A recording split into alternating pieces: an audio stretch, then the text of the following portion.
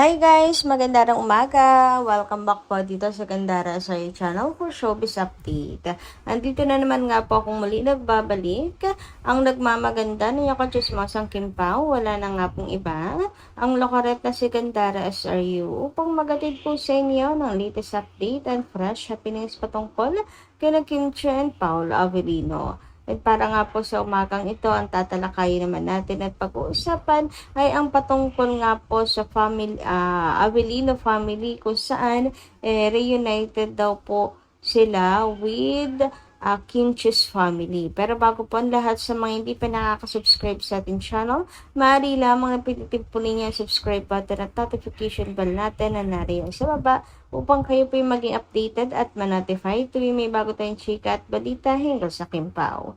Basta mga balita po na may kinalaman kina Kim Chiu and Paolo Avellino, sagot na nga po natin yan. And nais din po pala natin magpasalamat sa mga subscribers po natin na nakatutok araw-araw sa atin pong daily updates. Ayan, shoutout po sa inyo. Maraming salamat sa walang sawang pagsuporta. And pag-usapan na nga natin ngayon ang atin pong nilalaman ng mga balita para po sa umagang ito. At unahin na nga natin ang tungkol sa birthdays nila Kim and Paolo. So, tapos na nga po si Chinita Princess mga kakimpaw. So, ang next naman po ay si Paolo Avellino.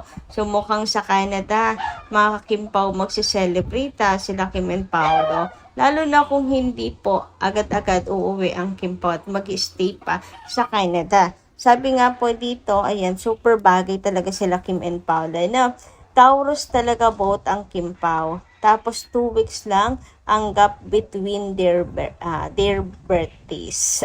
So ayan, people are confused again because Kim's birth certificate says April 19, which is Aries.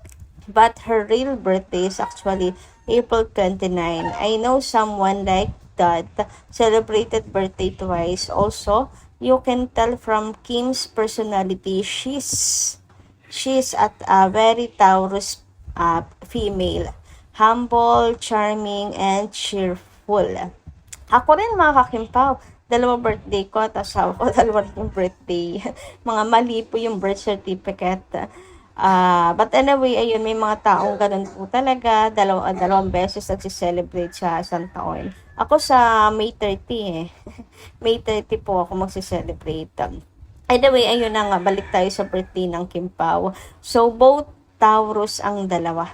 Talagang sila po ay parehas mga kakimpaw na tinadhana talaga. Parehas po silang Taurus. Uy, naalala ko pati mister ko, Cancer din. Ako kasi guys, Cancer.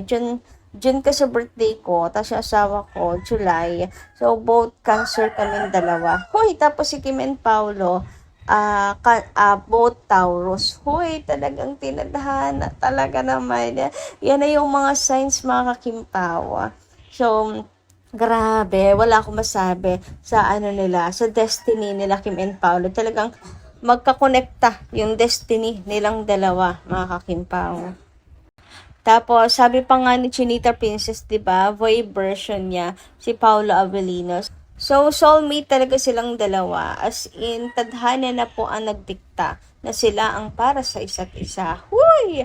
Grabe naman yun. Kaya kahit anong mangyari at anong gawin, hindi po sila mapaghihiwalay na mga kakimpaw. Or kahit kayo po'y naiinip, mga kakipi, darating at darating sila dyan dahil sila nga po'y nakatadhana, di ba? So, umabot man po ng kahaba-haba ang prosesyon, sa simbahan pa din ang tuloy ng Kim Pao. Anyway, eto naman po mga kakiping schedule ni Kim and Paolo today. Ayan, May 2 po sa atin, pero May 1 sa Edmonton. So, sa May 1, sa Edmonton, Canada, ang oras sa kanila ay 7:30 p.m. Pero sa atin ay 9:30 a.m. Ay, mapuyat ito kina Kim and Paolo. Diba? Mga 3 hours or 4 hours sa abutin yung kanila pong show doon. So, abutin ng 10 p.m., 11 p.m. mga kakipi. Naku, ang mga seniors. Pero for the go pa rin yan sila. Tapos hindi rin naman basta-basta makakatulog agad. Diba mga kakimpaw? Puyat talaga sila doon sa Canada mga kakipi. Tapos dito naman sa atin, ayan, ngayong araw, May 2, 2026, 9:30 a.m. Maaga po sa atin mga kakimpaw. Pero babawi naman po sila sa Toronto.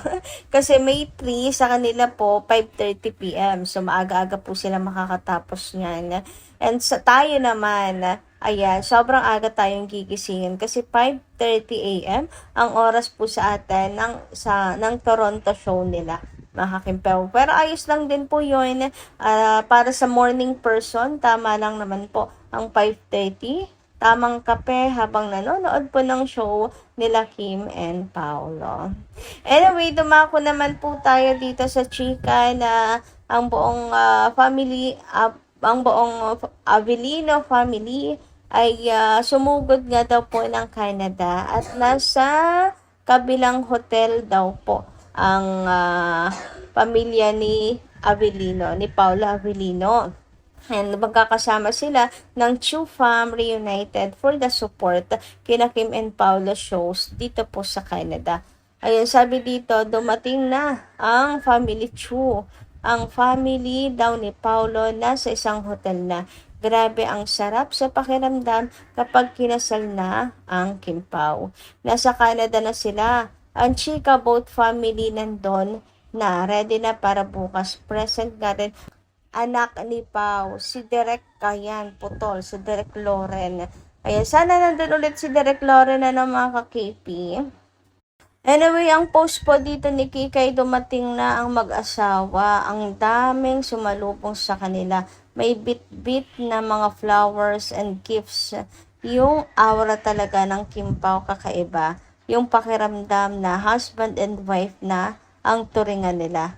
Mga haters lang ang nagbubulag-bulagan. Sweet. Kaya nila habang nagta-travel. Ay, sweet talaga sila Kim and Paolo guys dahil meron nga po siyang pictures or si Kim nilapag na pictures nilang dalawa kung saan napareact nga yung mga best friend ni Chinita Princess like si Ma'am Siangge, si Darren, napareact at napaka-sweet ng Kim Pao. Anyway, pag-usapan nga natin itong pumuntang araw po ang pamilya ni Paolo Avellino sa Canada at ang family Chu. Ayan, magkasama ang dalawang pamilya para suportahan sila Kim and Paolo. Ako kasi guys, nais ko alam ko kasi na nakarating na sa inyo ang balitang ito. And syempre, bilang transparent naman na Kim Pao, ayan, alam ko dilulo tayong lahat, di ba? Pero sana wala na po tayong dinadamay pang iba. I mean, nagdidilulo tayo, pero at the end of the day, sa katotohanan pa rin tayo mga kakimpao. I mean, masyado kasing private, or kumbaga ay family na kasing pinag-uusapan dito mga kakipi. Ano po? And kasi, ito tulad niyan, kung talagang nandyan, magpapakita at magpapakita po yan sa show. Paano kung hindi nagpakita mga kakimpaw? Di umasa lang po ang ilang mga kakimpaw fans natin, mga kakipi. So, maigi na lang din siguro, intayin na lamang din po natin. At kapag nakita, saka po natin, ibalita talaga. Pero, ayun nga, may nakapagsabi. Well, sana, totoo, maganda kung ganun nga na present ang Avellino family and Chu family reunited and kasama pa si Aki para makita niya yung success ng papa niya, di ba mga kakimpaw?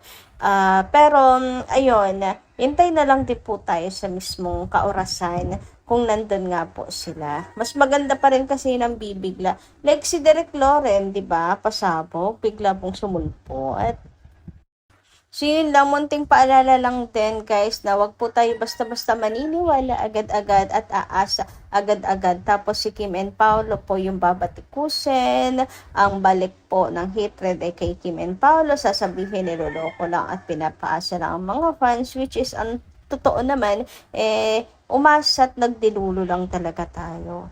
Anyway, sabi naman dito ni Miss Ana rin Hikap, good evening, Gandara. Ako, dahil pinanood ko lahat ng video kung gaano kagusto or nagustuhan ni Paolo si Kim. Kaya kahit anong sabihin pa ng mga chismosang iba, hindi matitibag ang paniniwala ko na sila na.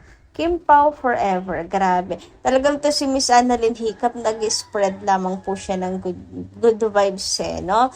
Yung kanya pong mga comments patungkol sa pagiging panatag niya as Kim Pao. At ang sarap sa tenga, ang sarap basahin ng ganitong comment. Yung tipong kahit anong daming hanash at lumalabas na balita tungkol sa iba, dahil nga sa napanood niya kung paano ang Kim Pao, nagustuhan ni Paolo si Kim, kung gaano kadaming resibos na kina Kim and Paolo, gaano ka-sweet ang Kim Pao of Cam. Ayan, kung kaano na nila ay pinagmamalakit, pinangangalandakan ng isa't isa sa SOCMED ay hindi po matitibag na sa mga konting paninirang ginagawa.